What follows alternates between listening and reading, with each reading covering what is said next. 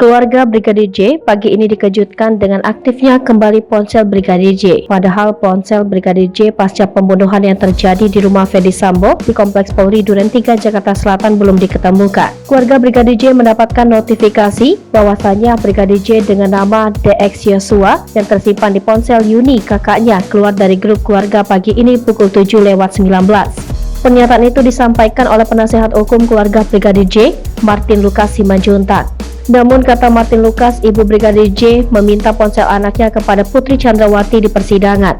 Namun kuasa hukum Putri Chandrawati, Febri Diansyah mengatakan handphone Brigadir J ada di tangan penyidik. Sementara penyidik, lanjut Martin Lucas, mengatakan handphone Brigadir J belum ditemukan.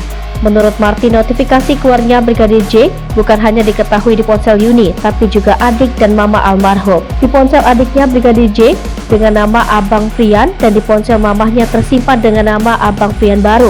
Dalam breaking news terkait sidang Ferdy Sambo dan Putri Chandrawati yang menghadapi sidang pemeriksaan saksi, Martin berharap pihak-pihak atau pelaku penyembunyi handphone Brigadir J segera terungkap dan mempertanggungjawabkan perbuatannya.